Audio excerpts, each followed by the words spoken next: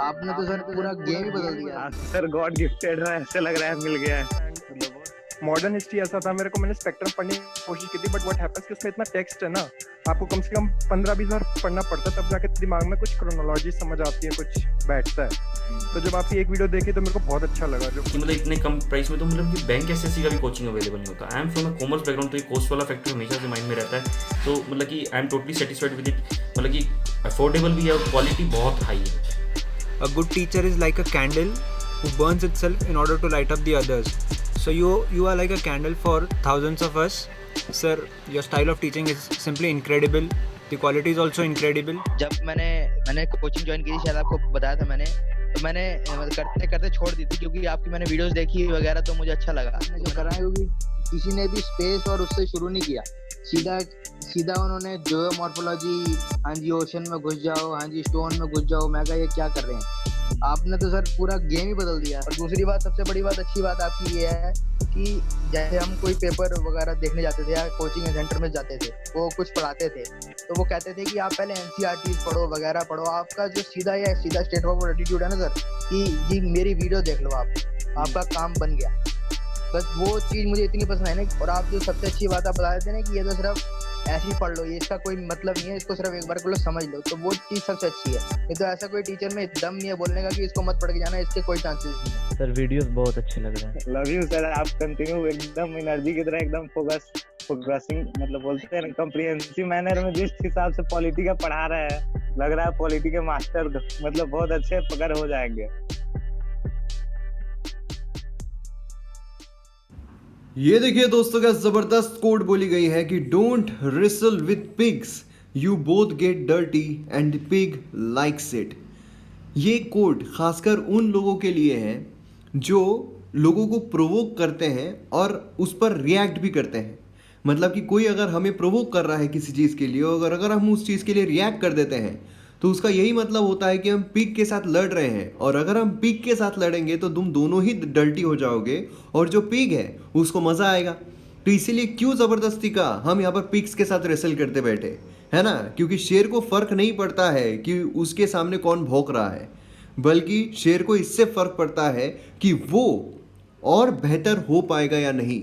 और इसीलिए हमेशा ध्यान में रखिए कि खुद को बेटर बनाते रहिए। दूसरे आपके बारे में क्या बोलते हैं, क्या सोचते हैं, फ़र्क नहीं पड़ता है। खासकर जो यूपीएससी एस्पिरेंट्स है, उनको बोलने वाले काफ़ी लोग होते हैं कि तुम ये नहीं करना चाहिए, तुम ये करोगे तो ये हो जाएगा, तुम ये करोगे तो ये होगा, अरे इसमें प्रोबेबिलिटी कितनी कम है, इसमें ये होता है, तुम्हारे इतने अटेम्प्ट हो गए हैं। तो इस तरीके की चीज़ें बोलने वाले बहुत लोग होते हैं। और एस्पिरेंट जो है अपनी एनर्जी किस में ये करते हैं कि उनको समझाए, उनको कन्विंस करे कि मैं क्यों कैपेबल हूँ। अरे उनको क्यों कन्विंस करना है, आप खुद पहले कन्विंस हो जाइए। आप खुद कन्विंस हो तो सफिशिएंट है। जब आप क्लियर कर लोगे, अपने आप वो लोग कन्विंस हो जाएंगे। इसीलिए अपनी एनर्जी जो है उस चीज़ में मत लगाइए, क्योंकि आप कन्विंस नहीं कर पाओगे, क्योंकि उन्होंने अपना माइंडसेट बनाया हुआ है ना? क्योंकि उनके दिमाग में ये टफेस्ट एग्जाम है, उनके दिमाग में ये है कि कोई भी क्लियर नहीं कर सकता है। लेकिन आपके दिमाग में तो है, आप क्लियर कर सकते हो। इसलिए ध्यान में रखिए कि कन्विंस करने में वक्त ज़ाया मत कीजिए, पिग्स के साथ फाइट मत कीजिए। दोनों डर्टी होंगे लेकिन पिग्स को मज़ा आएगा। आइए आज हम यहाँ पर 5 नवंबर का जो एनालिसिस है वो जानने की कोशिश करते हैं। आप मुझे फेसबुक, इंस्टाग्राम पर फॉलो कर सकते हो। उसी के साथ साथ पीडीएफ और वीडियो अपडेट्स के लिए आप मुझे टेलीग्राम पर फॉलो कर सकते हो। टेलीग्राम पर आपको जो न्यूज़पेपर है उसकी कॉपी मिल जाएगी, आपको जो ये हमारा लेक्चर होता है इसकी पीडीएफ मिल जाएगी। और पीडीएफ आपके लिए काफ़ी इंपॉर्टेंट है, संडे टू संडे आप रिवाइज कर सकते हो। उसी के साथ साथ आपको जो कौन बनेगा आज सीरीज़ है उसकी भी पीडीएफ जो है वो मिल जाएगी। कौन बनेगा आज सीरीज़, ये एक्सक्लूसिवली वीडियो जो है MM एकेडमी ऐप पर आता है, और इसमें हम रोज़ के जो PIB, AR न्यूज़पेपर सभी जो करंट अफेयर्स होते हैं वो MCQ फॉर्म में कवर करते हैं। तो आइए यहाँ पर मैप बेस्ड एक्सरसाइज देखते हैं। तो ये कंट्री कौन सी है ये आपको बताना है। हालांकि बहुत ही आसान है, लेकिन मैं एक्सपेक्ट करूंगा कि आपको सिर्फ कंट्री का नाम जो है वो नहीं बताना है, बल्कि काफ़ी सारी एक्स्ट्रा इन्फॉर्मेशन के साथ आपको इसके रिगार्डिंग इन्फॉर्मेशन देनी है। और वो कहाँ पर लिखना है, वो लिखना है कमेंट सेक्शन में, ठीक है। और जो MM एकेडमी ऐप पर देख रहे हैं वो यहाँ पर अपने मन में रखिए, ठीक है। तो यहाँ पर ये चीज़ काफ़ी ज़्यादा इंपॉर्टेंट है। तो USA इसका जवाब हमें देखने को मिलता है, बहुत लोगों को पता है इसलिए मैंने आपको बताया। लेकिन मैं उम्मीद करता हूँ कि एक्स्ट्रा इन्फॉर्मेशन आप बहुत सारे लिखोगे जो बाकियों को नहीं पता होगी।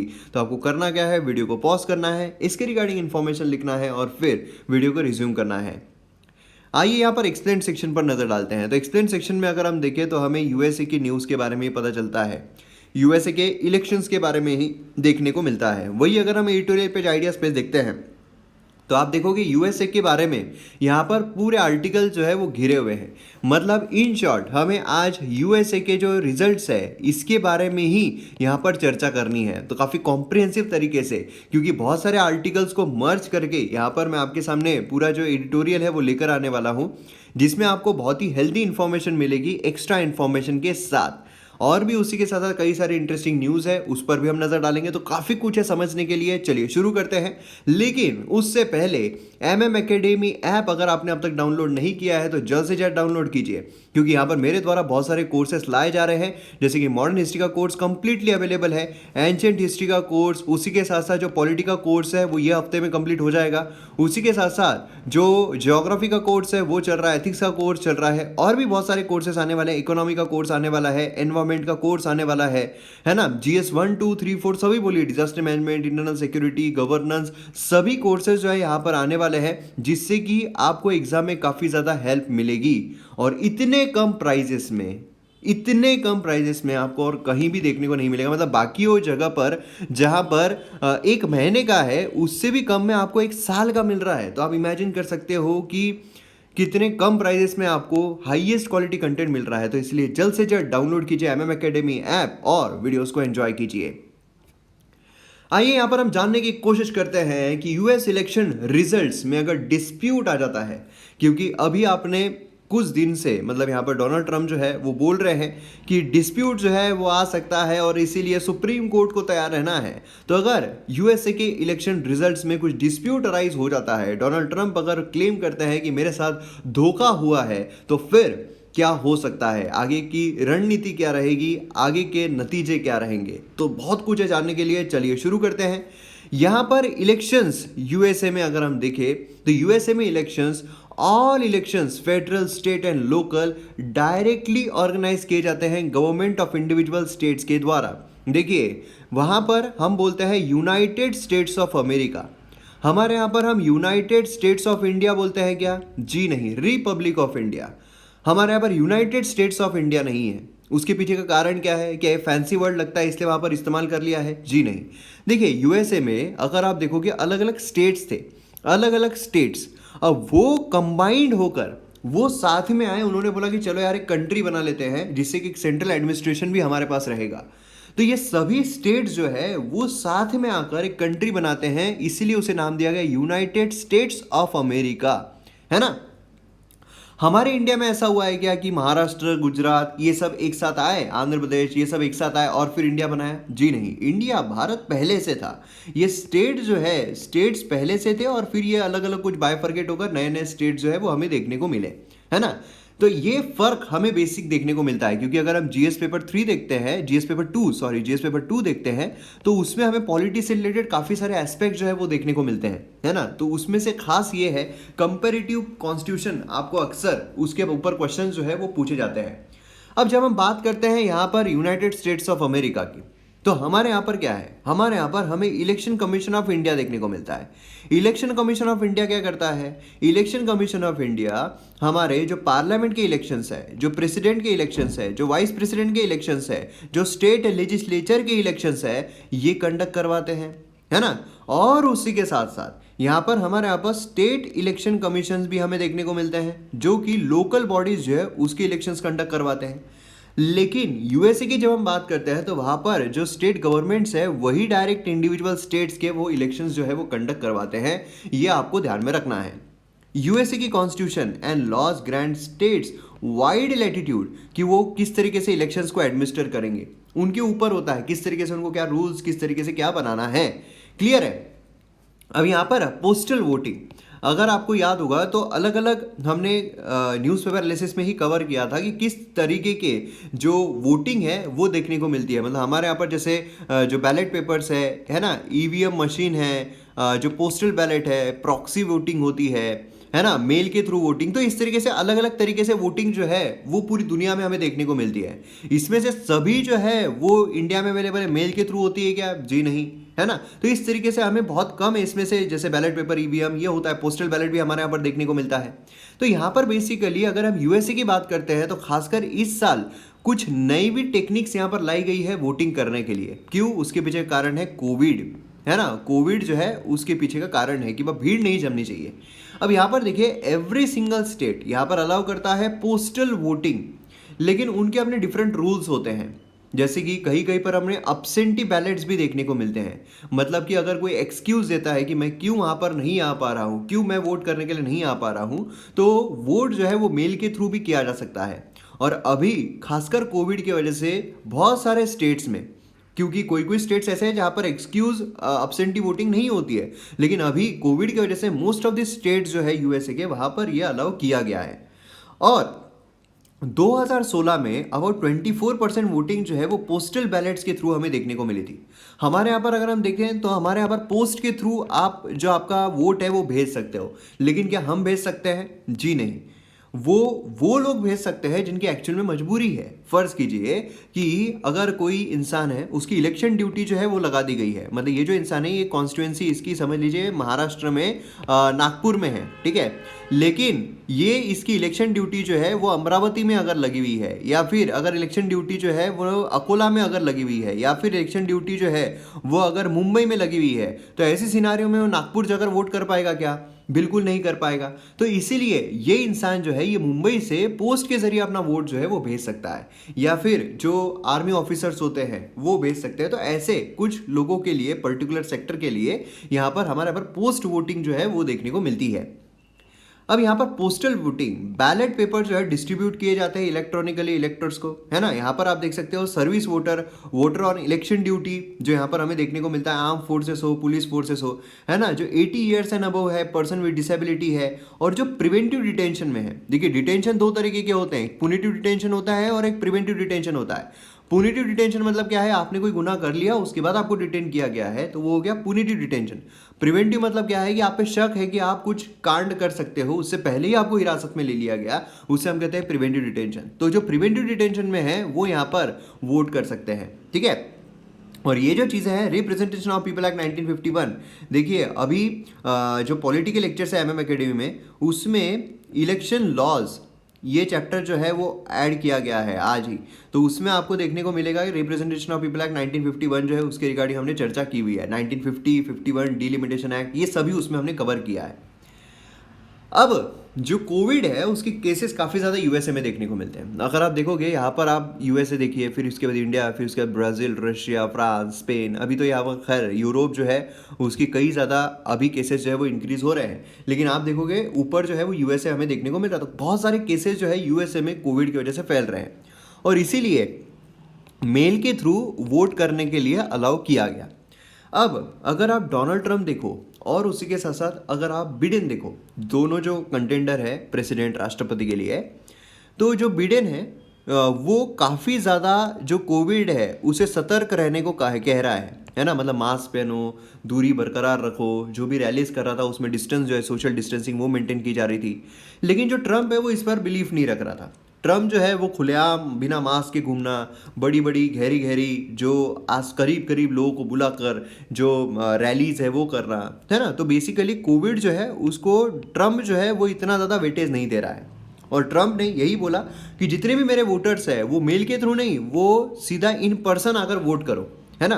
तो अब ऐसे सिनारियो में आप खुद सोचिए कि जहाँ पर मेल से वोटिंग हो रही होगी वहाँ पर मोस्ट प्रोबेबली जो वोटिंग है बिडेन के लिए हो रही होंगी, क्योंकि जो ट्रम्प को फॉलो कर रहे हैं वो तो इन पर्सन जाकर वोटिंग जो है वो दे रहे हैं बिना मास्क पहने, ये सब, है ना। तो अब यहाँ पर सिनारियो ये आपको ध्यान में रखना है, क्योंकि आगे हम इस पर चर्चा करने वाले हैं। अब यहाँ पर आप देख सकते हो किस तरीके का पूरा सिनारियो अभी जब तक मैं वीडियो रिकॉर्ड कर रहा हूँ तब तक देखने को मिल रहा है। तो 270 टोटल जीतने के लिए चाहिए, 264 यहाँ पर बिडेन के पास आ गया, 214 यहाँ पर ट्रम्प के पास आ गया। तो काफ़ी कांटे की टक्कर चल रही है। अब वहाँ पर होता क्या है यूएसए में, यहाँ पर आप रेड जो मार्क देख रहे हो, है ना, ये मतलब जीते हुए हैं, है ना, रेड और मार्क ब्लू जो मार्क आप यहाँ पर देख रहे हो। अब यहाँ पर आप देखो कि जो ये होते हैं बड़े बड़े स्टेट्स होते हैं, ठीक है, बड़े बड़े जहाँ पर पॉपुलेशन बहुत ज़्यादा है, जैसे कि हमारे यहाँ पर उत्तर प्रदेश देखने को मिलता है, हमारे यहाँ पर बिहार जो है ये देखने को मिलता है। तो जहाँ बड़ी बड़ी पॉपुलेशन है, अगर वो स्टेट उनको मिल जाता है क्योंकि क्या है, परसेंटेज में वोटिंग होती है। फर्ज कीजिए कि यहाँ पर जो डोनाल्ड ट्रंप है उसको अगर 48% वोट्स मिलते हैं, ठीक है, और जो बिडेन है उसको 50% मिलते हैं, तो पूरा स्टेट बिडेन का हो गया, पूरा स्टेट ही बिडेन का हो गया।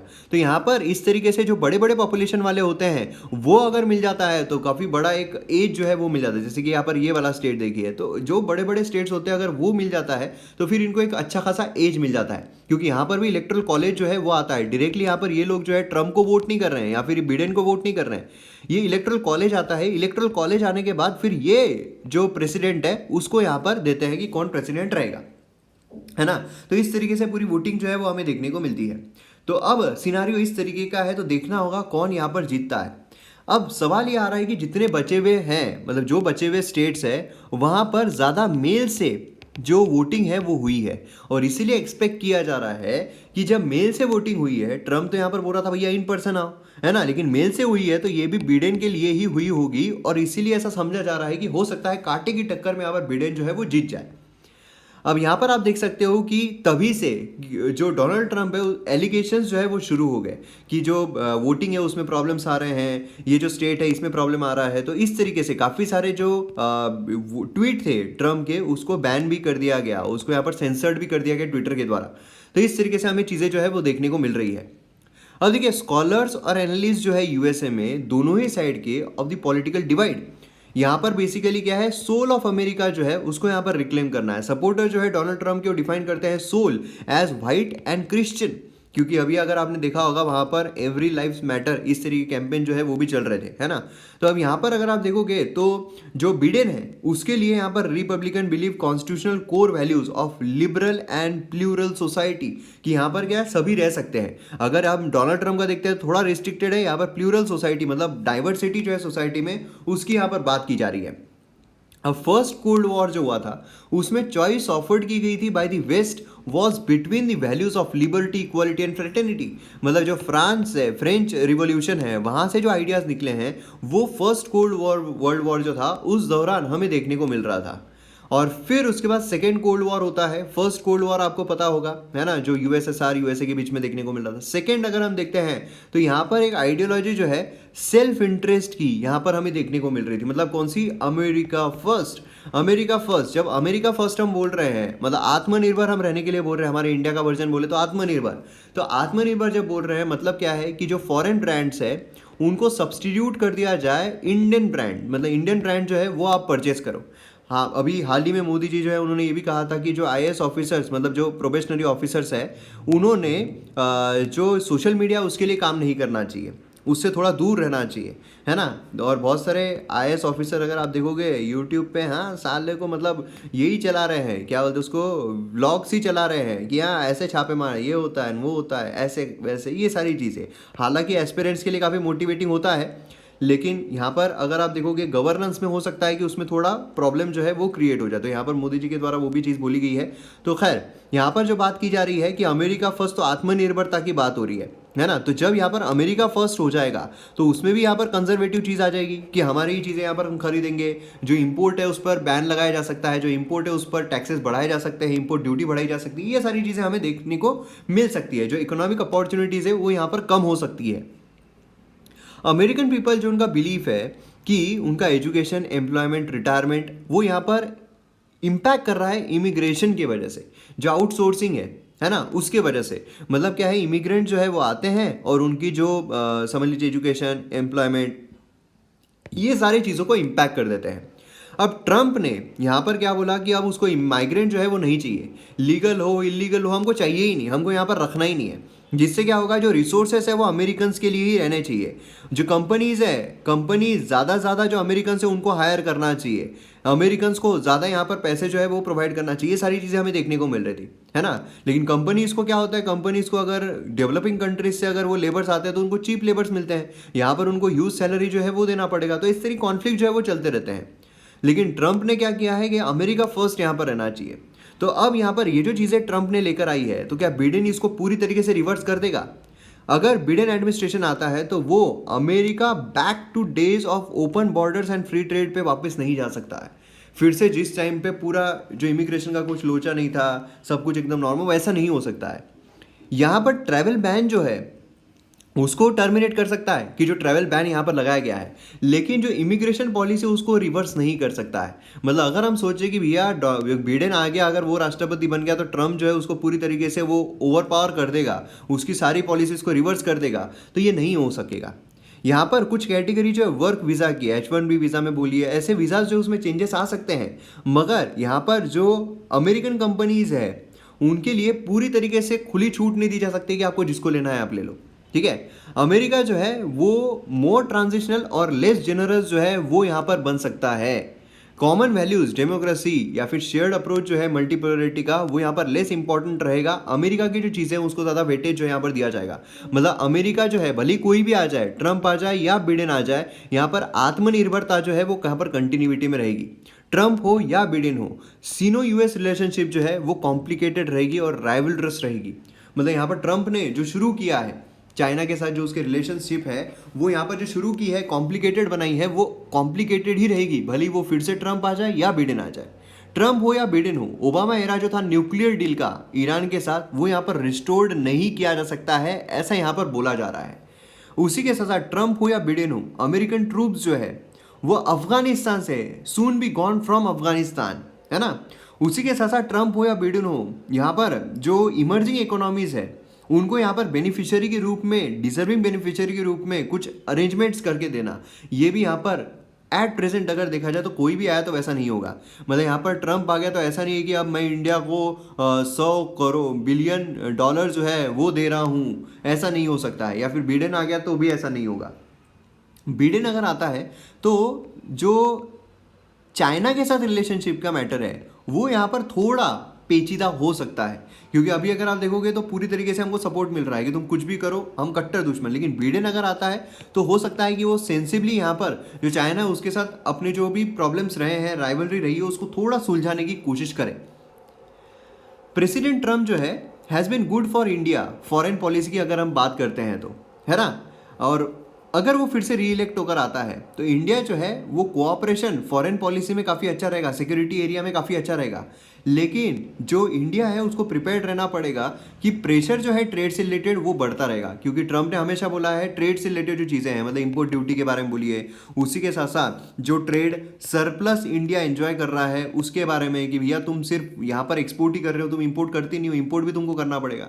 बिडेन की अगर हम बात करते हैं, इंडिया और यूएस जो है वो ज़्यादा बैलेंस्ड रीअरेंजमेंट पर पहुंच सकते हैं ट्रेड और इमिग्रेशन के मामले में, मतलब सभी पर्सपेक्टिव से यहाँ पर देखा जाएगा।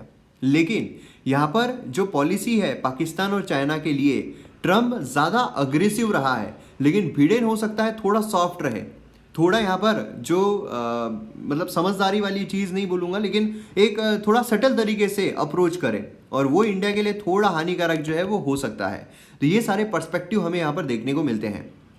अब सवाल ये आता है कि जो डिस्प्यूट है, अगर डिस्प्यूट हो जाता है इलेक्शन में तो फिर क्या होगा।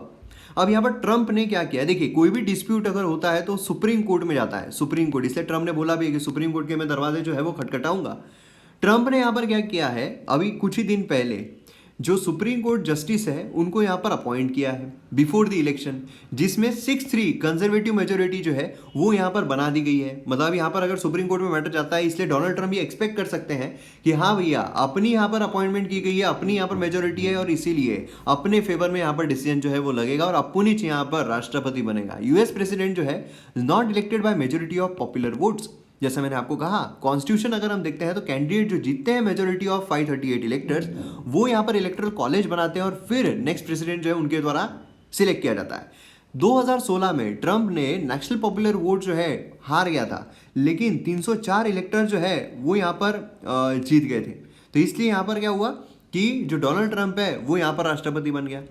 अब यहाँ पर क्या है कि अगर कोई भी कैंडिडेट, यहाँ पर ध्यान से देखिए क्योंकि इस पर क्वेश्चन जो है वो बन सकते हैं, कोई भी कैंडिडेट अगर मेजोरिटी सिक्योर नहीं करता है, ठीक है, तो फिर उसके बाद under 12th amendment of the constitution contingent election जो है वो यहाँ पर हो जाएंगे। अब कॉन्टिंजेंट इलेक्शन क्या है?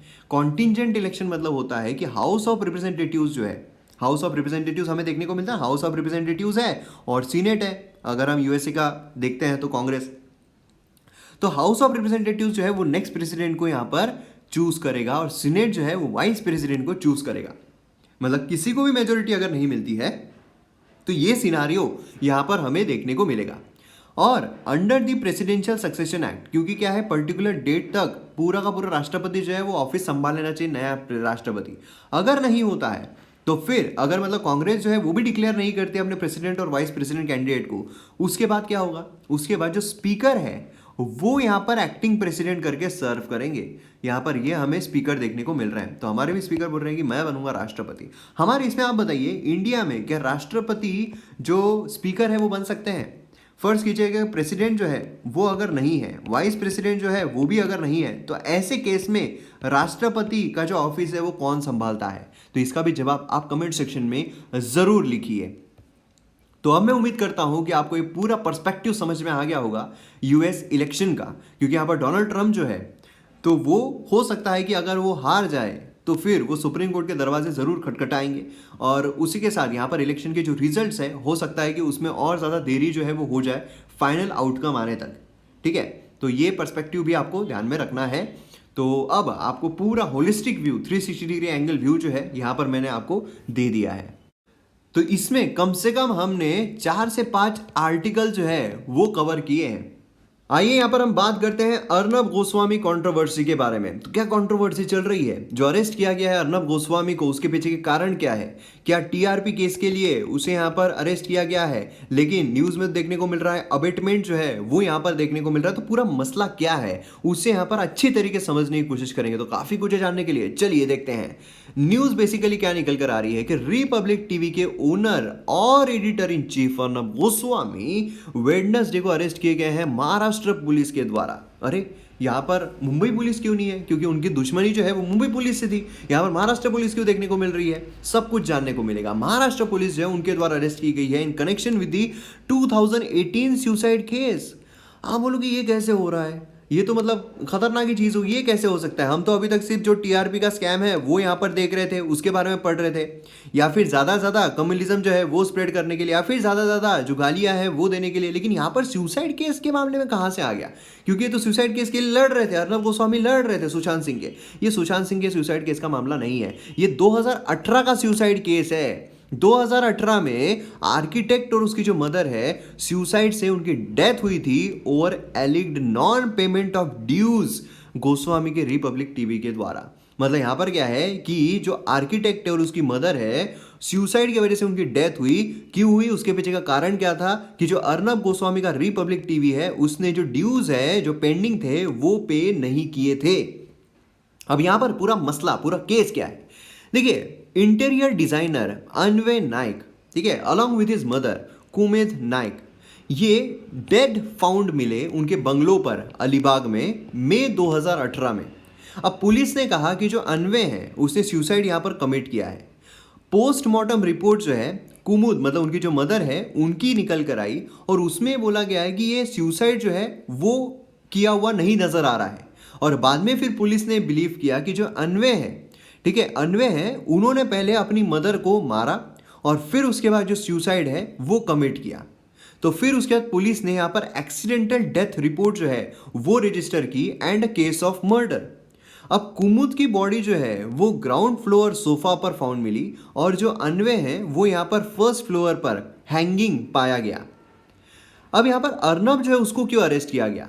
अब देखिए, पुलिस जो है उसने यहाँ पर सुसाइड नोट फाइंड की जिसमें इंग्लिश में लिखा हुआ था कि अन्वय जो है उसने कहा कि वो और उसकी माता जो है, मदर जो है, उन्होंने ये एक्सट्रीम स्टेप लेने का डिसीजन लिया क्योंकि जो पेमेंट है वो हमें नहीं मिल पा रहा है 3 कंपनीज के ओनर की तरफ से।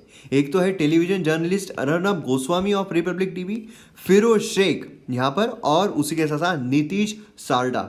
तो ये 3 लोगों की तरफ से जो पेंडिंग ड्यूज है, क्योंकि इंटीरियर डिजाइनर है तो बट ऑब्वियस है कि यहाँ पर जो स्टूडियोज बोलिए या फिर जो ऑफिसेस है वो उन्होंने डिजाइन किए होंगे।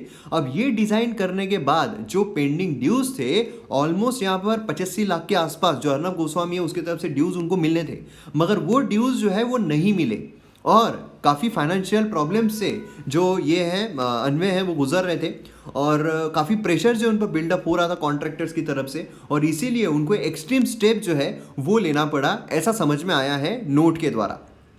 अब यहाँ पर लोकल रायगढ़ पुलिस जो है वो यहाँ पर इन्वेस्टिगेट कर रही थी केस को। लेकिन उसके बाद क्या हुआ कि कोई भी उनको एविडेंसेस ना मिलने की वजह से, मतलब यहाँ पर जो नाम लिखे गए हैं इंक्लूडिंग अर्नब गोस्वामी और जो भी नाम यहाँ पर लिखे गए हैं इनके अगेंस्ट में कोई भी एविडेंसेस जो है वो ना मिलने की वजह से अप्रैल 2019 में ये जो केस है इसको बंद कर दिया गया, ये केस को क्लोज कर दिया गया। लेकिन फिर क्या होता है, फिर यहाँ पर कुछ बगावत हो जाती है और इस साल मई में जो अन्वय की डॉटर है वो महाराष्ट्र होम मिनिस्टर जो है अनिल देशमुख साहब उनको यहाँ पर अप्रोच करती है और फिर से केस को रीओपन करने की मांग करती है। और फिर उसके बाद जो यहाँ पर होम मिनिस्टर है वो ट्वीट भी करते हैं कि यहाँ पर जो केस है वो रीओपन करने की बात की जा रही है और रीओपन हम करेंगे जिससे कि यहाँ पर जो भी दबाया गया है इन्वेस्टिगेशन उसको फिर से इन्वेस्टिगेशन को शुरू किया जाएगा। महाराष्ट्र पुलिस अब यहाँ पर अर्नब गोस्वामी जो उसको क्वेश्चन करेगी, उसको पूछेगी, जो एविडेंसेस है वो यहाँ पर प्रोवाइड करेगी, जो भी यहाँ पर क्लेम किए गए हैं, जो ड्यूज है वो पेंडिंग है, ये सब। और इन्वेस्टिगेशन के डिपेंडिंग ऑन द इन्वेस्टिगेशन वहाँ पर वो डिसाइड करेंगे कि आइदर ये केस को क्लोज करना है या फिर चार्जशीट जो है अर्नब गोस्वामी के अगेंस्ट में शुरू करना है। अब यहाँ पर रिपब्लिक टीवी जो है उस पर बाकी भी केसेस हमें देखने को मिल रहे हैं। मतलब ये तो एक केस हुआ ही है जिसमें अर्नब गोस्वामी जो है वो इंक्लूड है और उसको यहाँ पर अरेस्ट भी किया गया है। तो अब आपको ये समझ में आ गया होगा कि अर्नब गोस्वामी को बेसिकली अरेस्ट कौन से केस के लिए किया गया है। अब यहाँ पर बाकी भी जो केसेस चल रहे हैं, क्योंकि काफी लोगों को कंफ्यूजन है कि एक्चुअल में कौन से केस के लिए अरेस्ट किया गया है, क्योंकि टीआरपी केस भी हमें देखने को मिला था। रिपब्लिक जो है उसका नाम टीआरपी स्कैम में आया है, जहां पर चैनल जो है अलॉन्ग विथ 5 अदर उसको यहाँ पर पेमेंट ऑफ बूस्टिंग टीआरपीज उसके लिए भी पाया गया है। हालांकि रिपब्लिक ने ये जो अक्यूजेशंस किए गए हैं उसको डिनाई कर दिया है। अब टीआरपी जो है उसका घोटाला कैसे हुआ है, देखिए क्या होता है कि मतलब बहुत सारी इसमें चीज़ें होती है, टेक्निकलिटी में नहीं जाएंगे, आपको थोड़ा वर्चुअल तरीके से बताता हूँ कि क्या है। ये पर्टिकुलर घर है, घर के ऊपर उन्होंने एक ये लगा दिया जिससे कि वो डिटेक्ट करे कि आप कौन सा चैनल देख रहे हो, ठीक है। ऐसे समझ लीजिए 45,000 to 50,000 घरों के ऊपर इस तरीके से हमें देखने को मिलता है। और फिर उसके बाद क्या है कि पर्टिकुलर टाइम पीरियड में कितने लोग वो चैनल देख रहे हैं वो यहाँ पर डिटेक्ट किया जाता है और उससे टीआरपी निकाली जाती है। फर्ज कीजिए कि यहाँ पर कपिल शर्मा का शो जो है वो 9:30 बजे से लेकर तो 11 बजे तक आता है, तो कितने घर के लोग 9:30 से 11 बजे तक सोनी टीवी देखते हैं, या फिर केबीसी अगर आता है तो कितने लोग वो पर्टिकुलर टाइम पीरियड में सोनी टीवी देखते हैं, उससे टीआरपी जो है वो निकाली जाती है। अब यहाँ पर अर्नब गोस्वामी क्या कर रहा था, ऐसा बोला जा रहा है, ठीक है, ये जो है ये प्रूव नहीं हुआ है, लेकिन ऐसे एलिगेशंस लगाए जा रहे हैं कि इन्होंने रिपब्लिक टीवी ने यहाँ पर ये वाले जो घर होते हैं इनको पैसे देकर कहा है कि आप ये पर्टिकुलर जो चैनल है यही लगा कर रखिए, और जिससे क्या हुआ है कि उनकी टीआरपी जो है टॉप मोस्ट, यहाँ पर आप देखो कि रिपब्लिक भारत ने व्यूअरशिप शैटर कर दी है। मतलब यहाँ पर देखिए आप आज तक सबको बीट कर दिया है, नंबर 1 जो है वो बन गया है। तो इस तरीके से हमें देखने को मिला है ना। तो ये चीज यहाँ पर स्कैम जो है वो देखने को मिल रहा है, जिसके तहत यहाँ पर पूछताछ जो है वो होती रहेगी। अपार्ट फ्रॉम दिस 2 और एफआईआर जो है वो रजिस्टर किए गए हैं गोस्वामी के ऊपर कम्युनलाइजेशन के लिए, मतलब यहाँ पर जो साधुज है पालघर में उनकी लिंचिंग हो, है ना। उसी के साथ साथ बाकी भी जो केस हमें देखने को मिले, जो बैंड्रा रेलवे स्टेशन है उसके बाहर जो माइग्रेंट्स गैदर हुए थे उसके बारे में, यहाँ पर भड़काने के उकसाने के मामले में भी यहाँ पर केसेस जो है वो दर्ज है। और उसी के साथ साथ यहाँ पर महाराष्ट्र लेजिस्लेटिव असेंबली जो है उन्होंने शो कॉज नोटिस जो है ये भी यहाँ पर अर्नब गोस्वामी को भेजा था कि प्रिविलेजेस मोशन जो है, ब्रीच ऑफ प्रिविलेज मोशन यहाँ पर उसके अगेंस्ट में सुशांत सिंह राजपूत डेथ जो है उसके लिए, क्योंकि काफ़ी ज़्यादा भड़काऊ चीज़ें जो है वो चल रही थी अगर हम देखते हैं तो इसीलिए यहाँ पर जो एलिगेशन है वो लगाए जा रहे थे। तो अब यहाँ पर मतलब खुली चेतावनी जो है, जो महाराष्ट्र के चीफ मिनिस्टर है उनको खुली चेतावनी जो है वो दी जा रही थी, उनके जो बेटे हैं उनको खुली चेतावनी दी जा रही थी, और मतलब एकदम खतरनाक तरीके से। तो इस तरह की चीज़ें जो है वो भी देखने को मिल रही थी। तो इस तरह के केसेस जो है अर्नब गोस्वामी पर चल रहे हैं। तो अब यहाँ पर मैं उम्मीद करता हूँ कि आपको पूरी कंट्रोवर्सी जो है वो समझ में आ गई होगी, और बेसिकली यहाँ पर जो केस चल रहा है अर्नब गोस्वामी के ऊपर, कौन से केस के लिए अरेस्ट किया गया है, ये भी आपको अच्छे तरीके से समझ में आ गया होगा। तो आइए यहाँ पर हम न्यूज़पेपर देख लेते हैं। तो अगर हम फ्रंट पेज देखते हैं तो इसमें हमें अमेरिका की न्यूज़ देखने को मिल रही है, उसी के साथ अर्नब गोस्वामी जो है वो भी यहाँ पर अरेस्ट हुए देखने को मिल रहे हैं। तो यहाँ पर आप देख सकते हो बिडेन जो है वो थोड़ा इंच आगे हैं, तो ये हम डिटेल में अभी देखे हुए हैं। उसे अर्नब गोस्वामी केस भी अभी मैंने आपको डिटेल में बताया है। अगर हम सिटी की न्यूज़ देखते हैं तो वो दिल्ली की न्यूज़, क्योंकि हम दिल्ली एडिशन देखते हैं तो कुछ खास हमारे लिए देखने को नहीं मिल रही है। उसी के साथ साथ यहाँ पर अगर हम देखते हैं तो जो बिहार है उसके इलेक्शंस के बारे में बात हो रही है, और यहाँ पर आप देखोगे तो जो केरला है उसने यहाँ पर revoke general consent for CBI probe, मतलब फिर से अब यहाँ पर क्या हुआ है, जो सीबीआई है देखिए मैंने आपको ये महाराष्ट्र के टाइम भी बताया था, है ना, सेपरेटली बताया था। महाराष्ट्र गवर्नमेंट जो है उन्होंने जनरल कंसेंट निकाल दिया है। 2 तरह के कंसेंट होते हैं, सीबीआई को 2 तरह के कंसेंट दिए जाते हैं। कौन से होते हैं? पहला तो होता है कि जो केस स्पेसिफिक कंसेंट होता है, मतलब कि सीबीआई बिना स्टेट्स के परमिशन के कोई भी केस इन्वेस्टिगेट नहीं कर सकती उस स्टेट बाउंड्री में। फर्ज कीजिए कि महाराष्ट्र है, महाराष्ट्र में अगर कोई भी केस उनको इन्वेस्टिगेट करना है तो महाराष्ट्र गवर्नमेंट की उनको परमिशन लेनी पड़ेगी। लेकिन बहुत सारे स्टेट्स ऐसे होते हैं जो जनरल कंसेंट दे देते हैं सीबीआई को, मतलब उनको पर्टिकुलर केस के लिए, हर केस के लिए उनको जो परमिशन है वो नहीं मांगनी पड़ेगी, वो सीधा जनरल कंसेंट दे दिया गया है। मतलब कोई भी केस वो यहाँ पर हैंडल कर सकते हैं, कोई भी केस देख सकते हैं। लेकिन यहाँ पर क्या हुआ, एक एक करके अलग अलग स्टेट्स ने जनरल कंसेंट जो हटा रहे हैं। जैसे महाराष्ट्र ने हटा दिया था, अब यहाँ पर केरला जो उससे रिवोक कर दिया है जनरल कंसेंट। तो यहाँ पर आप देख सकते हो सेक्शन 6 जो है of Delhi special police establishment act, Kerala ये 5th स्टेट बनता है जिसने जनरल कंसेंट हटा दिया है महाराष्ट्र के बाद। आंध्र प्रदेश, वेस्ट बंगाल, छत्तीसगढ़, ये सभी 5 नॉन बीजेपी स्टेट्स है जिन्होंने जनरल कंसेंट जो है सीबीआई के लिए वो हटा दी है। क्योंकि सीबीआई पर भी काफ़ी ज़्यादा जो आरोप है वो लगाए जाते हैं कि वो जो सेंटर है उसी का सुनती है, वो एक पैरेट तोता जो है वो बनकर रह गई। इस तरह की चीज़ें हमें देखने को मिलती है। क्लियर है? तो ये भी चीज़ आपको ध्यान में रखना चाहिए क्योंकि सीबीआई के बारे में बहुत सारे क्वेश्चंस आते हैं और इसके बारे में भी डिटेल हमने ऑलरेडी जो MM एकेडमी के पॉलिटिकल लेक्चर्स है उसमें कवर किया हुआ है। अब उसी के साथ यहाँ पर हम एडिटोरियल पेज, आइडियाज पेज, ये सब तो हमने देखा ही है। एक्सप्लेन सेक्शन भी हमने देखा है। वर्ल्ड न्यूज़ अगर हम देखते हैं तो इसमें हमें देखने को मिलता है कि US formally exit Paris pact, यहाँ पर क्लाइमेट चेंज जो कर्ब करने के लिए किया जा रहा है। तो यूनाइटेड स्टेट्स वेडनेसडे को फॉर्मली उसने पेरिस एग्रीमेंट जो है उससे बाहर निकल गया है। तो अब यहाँ पर पेरिस एग्रीमेंट जो है वो आपको यहाँ पर उसके बारे में थोड़ी इन्फॉर्मेशन रहनी चाहिए क्योंकि 189 कंट्रीज जो है वो यहाँ पर अभी भी कमिटेड है 2015 की पेरिस अकॉर्ड के लिए, जो यहाँ पर एम करता है कि भैया जो टोटल ग्लोबल जो हमें यहाँ पर जो डिग्री मतलब टेम्परेचर देखने को मिलता है उसे 2 डिग्री से कम रखना है ना।